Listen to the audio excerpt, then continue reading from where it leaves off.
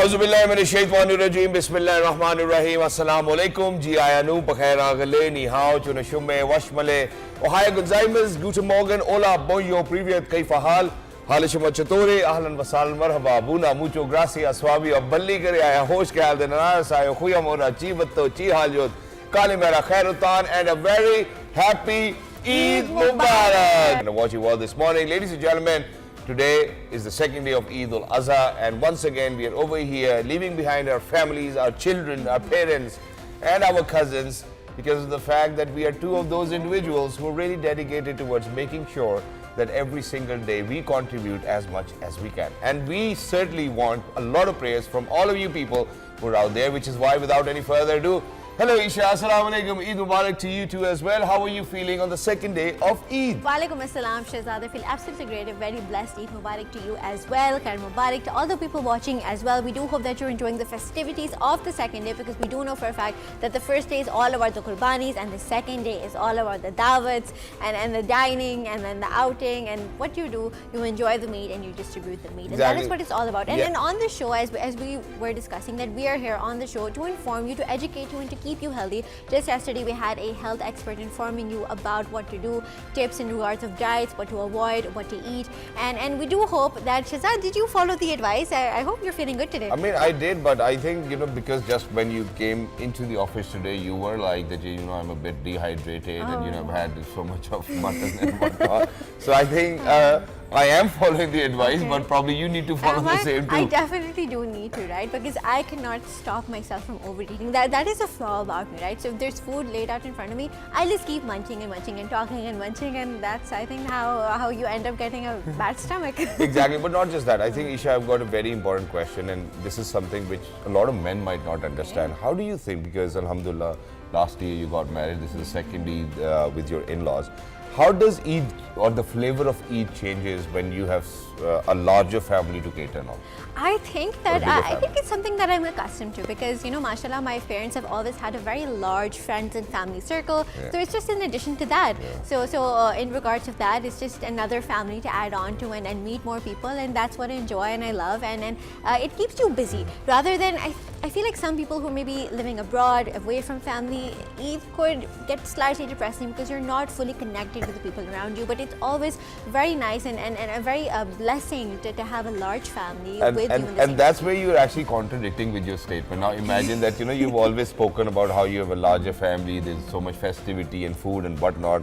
And yet here it is, me, Madam Sana, Basit, Abbas, everyone who's never ever been invited over to your place. What? Have you not been thinking about us as your family? I have been, I have been carefully planning since Ramadan to curate the best gathering for my family at Pakistan TV, and I'm inshallah going to host the best dawat for all of you. So inshallah, and we're hoping and praying for that too as well, because the last time when she hosted a dawat in the Samba Club for all of us and our entire team, when she actually got her first paycheck, ladies and gentlemen, her mother paid. No, I paid. Okay, it was my first paycheck. And inshallah, now we're going to go to something nice. Inshallah, and that's great. Which is why, let's kind of shed light on, how your first day was. What did you do? Because you've got multiple fans out there as well. People who would want to kind of know about your life.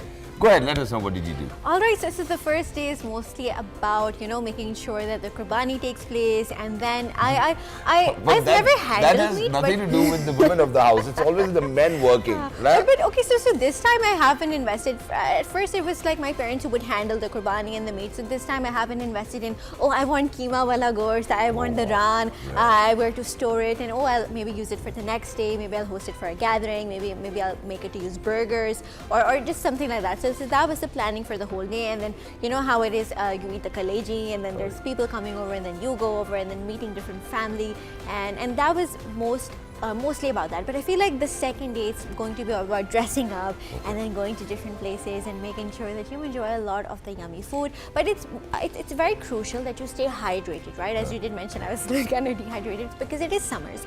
It is hot as well. It's going to get humid pretty soon. So make sure that you have a lot of lingu pani and you have a lot of fruits. And there's a lot of good fruits for us to eat, right? There's watermelon, there's melon.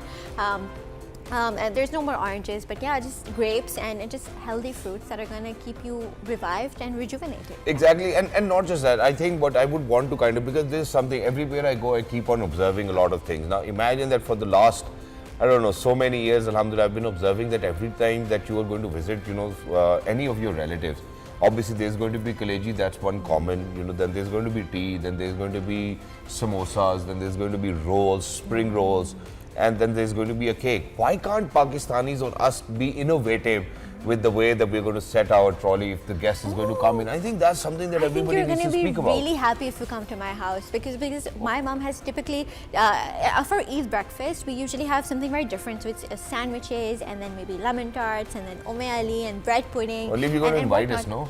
Inshallah, very soon. You need to ask my mom to invite you because she's the one with this wonderful, delicious Eid spread. But I think we've talked more about how we celebrate Eid, but we need to rope in more people and ask about how they've contributed to the Pakistani nation and how they celebrate Eid with their families. Can I introduce the gentleman? Yeah, definitely. If you don't mind, because obviously I think that the kind of bond that me and him shared, the kind of air flights that we've been together in, the kind of conversations related to, horse and horsemen or horses we have had is something which is phenomenal. And even otherwise, we keep in touch as well, ladies and gentlemen. He's a thorough gentleman. He's been a regular on our program. And on this Eid, we have dedicated our programs towards all of those guests, who've always taken out time for our shows, and just to kind of take a peek, into their lives as to how they celebrate Eid. We're very lucky that we've been joined by one of our very famous, one of the most famous defense analysts of our country. Ladies and gentlemen, he is Mr. Major General Retired Zahid Mahmood. Hello, sir. Assalamu alaikum. Eid Mubarak. Ki hal chal hai? Thank you very much, Shahzad. Eid Mubarak to you. To all of you, and thank you very much for having me. You have always been very kind, and you have always exaggerated to introduce me. The kind of affection you always show. That's what. Thank you so much, sir, for joining us. It's always an honor to be in conversation with you. You're a thorough gentleman, even though that I was not able to attend your son's wedding as well, that you've still forgiven me. I think that's something which is great. But sir, to kind of get started, you are a brave son of the soil. You've actually served the armed forces of the country for the longest period of your life. And you've always kept Pakistan first. Now on this day of Eid, sir, I'm going to actually ask you, sir, obviously for somebody who's actually dedicated his entire life for the sovereignty and territorial integrity of the country, he might have missed out on multiple Eids where he was not with his family, and that spirit will actually reflect upon all of those brave sons of the soil who are still onto the borders, couldn't come back home. So please take us through the journey that you've had with the most prestigious institute of Pakistan. Thank you very much, Shahzad. I think this profession, the profession of arms, it's not a profession, to be very honest. It's a kind of a way of life. You have to be very different if you want to stay in the profession, if you want to progress in the profession. And secondly, this profession is all about the humanity, human being, leadership, followers. So it's quite different from any other profession. So as I said, it is a way of life. And you were just saying that we have missed many Eid celebrations, celebrating Eid with our troops, with our soldiers. We have spent Eids on high mountains as well. We have celebrated many Eids in the war zone. So that becomes our habit. And most important thing is that we draw maximum pride from all those occasions which we celebrated with our troops in difficult times, in challenging times, with the only thought that whatever we are sacrificing or whatever we are going through, they celebrate their peace, they celebrate their happiness with freedom, with the comfort for which our forefathers have worked so hard to present us with, to gift us with such a beautiful Pakistan. So that is the great feeling, and that is the biggest satisfaction. For a soldier, the biggest satisfaction is the happiness of the nation. If your nation is happy with your performance, if your nation is satisfied, if your nation is happy, is living a happy life because of you, that is the biggest reward for any soldier. And that kind of feeling gives us a lot of spirit, and we enjoy from that. And sir, the entire Pakistan obviously happy. We stand, shoulder to shoulder with our armed forces. We've always backed them, and they've always protected our territorial integrity and sovereignty. But sir, you have used the word satisfaction multiple times, and it kind of reflects your own contentment and your resilience too, because I've met you myself. You are a dear mentor to all of us as well, and the way that you speak, the way that you look today is very elegant and very this smile actually speaks thousands of words as well. Now, sir, we do know for a fact, and for people who actually know you, that that obviously some brave sons of the soil have actually embraced martyrdom, in protecting our country, might not be around their families, may it be Eid or any single day. I think for parents it's difficult. But sir, at the same time, for all of those Ghazis like you, who might not have, the 100% body that was been given to you by Allah. And even today, this resilience that I see on your face, or the smile, or the contentment that I see on the face, even after sacrificing your entire life, I think is something that speaks volume about your journey. But sir, I'm going to bring you back to where, since we are speaking about Eid and armed forces, there's always a bada khana on Eid, so I would always want to kind of figure it out what the bada khana was, because for all of those armed officers in my family would say, yaar, bade khane pe jana. So what is bada khana, sir, on Eid? Actually, Bada Khana is the most important. You may say that it is the center of gravity of all the events which we have. Bada Khana is primarily where the senior leadership, all the officers, jawans, troops, they sit together, they eat together, and that is the kind of a Bada Khana. And the most important aspect of the Bada Khana is that the desserts on that khana, that halwa is very famous. So we all sit together from the top leadership at the level where you're serving. If you're in a division, the general officer commanding would be there. If you're in brigade commander would be there. And if you're a commanding officer of a unit, so you will be present over there with all the officers, and even our kids also, they participate. And then the troops are also present. We sit together, eat together around 11:30, quarter to 12. And then, after that Bada Khana, there is some drums, dhol, and, some kind of a function, a little bit of function, celebrations, happiness. And you all are very frank. You don't feel that any difference between your undercommands and between yourself, because soldiering is all about the character. And if you want to lead your men, you have to be like them. They should feel that you're part of them. These ranks on your shoulders are, these are very different things. Once you make the fight for Pakistan or for your country, that at that time you all are like a soldier. So there's no difference between a senior leader or a senior officer and a junior Jawan.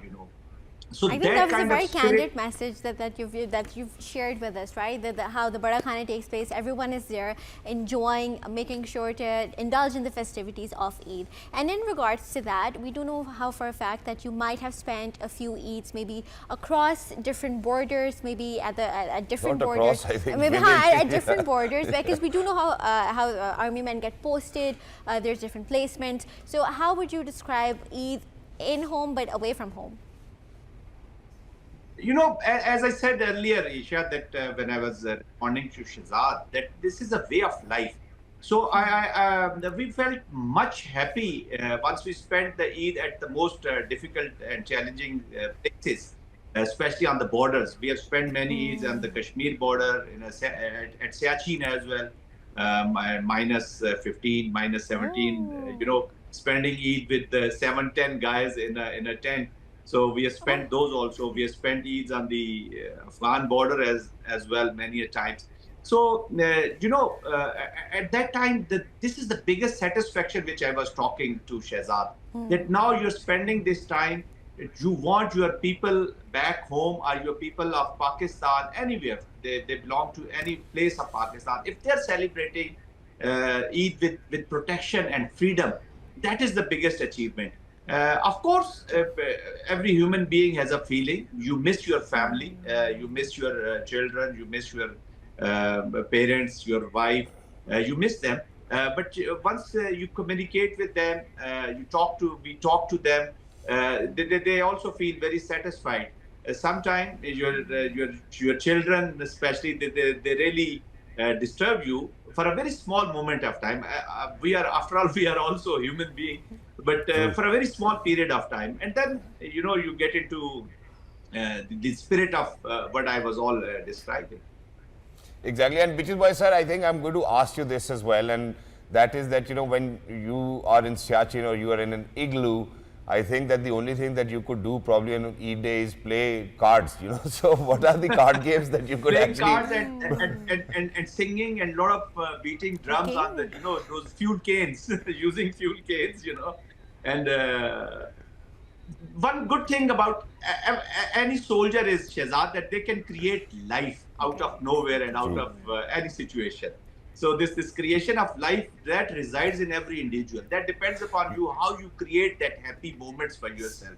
So the Exactly, which is best why, sir, I recipe wanted is to ask you. Yeah, please go on, complete first. yeah. The best recipe is that don't let your that child which is residing inside you, that don't let that die.